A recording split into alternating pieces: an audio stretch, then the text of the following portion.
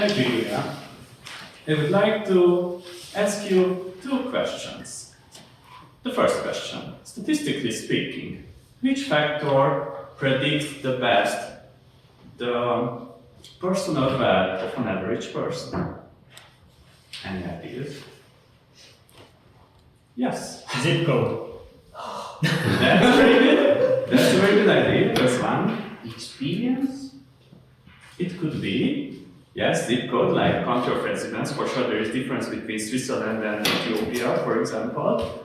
Or maybe the wealth of the parents. It certainly counts. But what about age? Let's think about it. Even intuitively, it's not hard to understand why this might be the case. When we are born with nothing, no material possessions. But as we grow up and start working and earning money, we buy our first car, then we buy our first apartment, we start to accumulate savings, invest those savings, we become richer compared to where we started. The second question. What is required to achieve mastery in any field? Lucian? You need time and practice. Exactly, practice. That's the answer. It's practice. If you are a pianist or a tennis player or an investment broker, you become good by exercising, by practicing your craft. We all get better at what we do frequently. So let's put these two things together. We become older. As we become older, we become richer. As we become older, we gather experience and we become wiser. Maybe we even achieve a kind of mastery of our lives. So aging really seems like a really, really good deal, wouldn't you say? Yeah. I mean, I see some people who say yes, or they're a bit confused. I don't understand why. I mean, more money, more experience, what's not to like? Of course, the big elephant in the room, the so-called dark side of aging, is the inevitable physical and oftentimes mental deterioration of aging people. I'm sure you have all seen this human life cycle graph. We start off as babies when we are born, then we become strong and powerful adults, and then we become frail and disabled in our old age.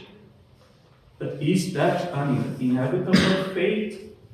Would there be maybe a solution to maintain our youthfulness even in our old age, in our 70s, 80s, 90s, and beyond?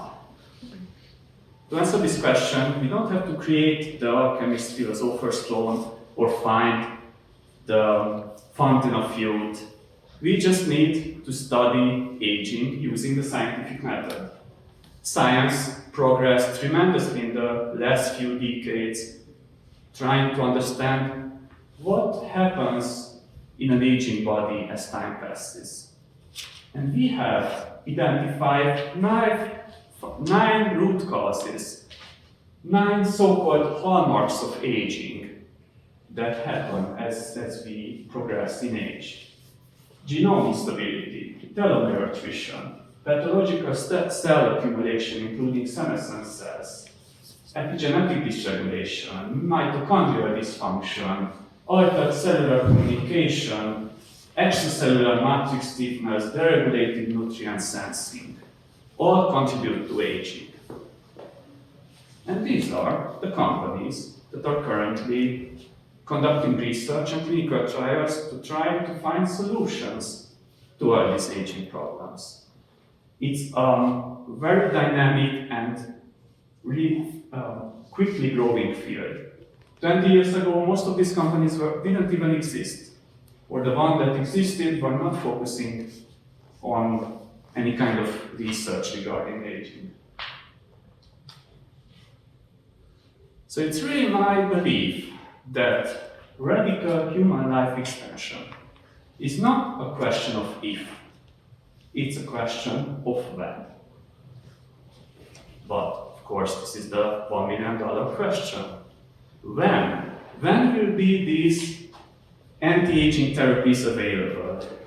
Maybe were we born perhaps too early to truly benefit of these future therapies in our lifetimes? If, based on some ballpark estimates of some experts in this field, we could solve most of our known problems related to aging and even easily double our current human lifespan in the next 20 years if we would spend around $1 trillion per year for the next 20 years. $1 trillion, in other words, $1,000 billion. Now, we are not spending nowhere near this kind of money currently on aging research. And to give you a bit of feeling of scale how much this money is, let's use a comparison, an example. The United States yearly military budget last year was $850 billion. The United States was in the first place. The distant second place was China with $230 billion.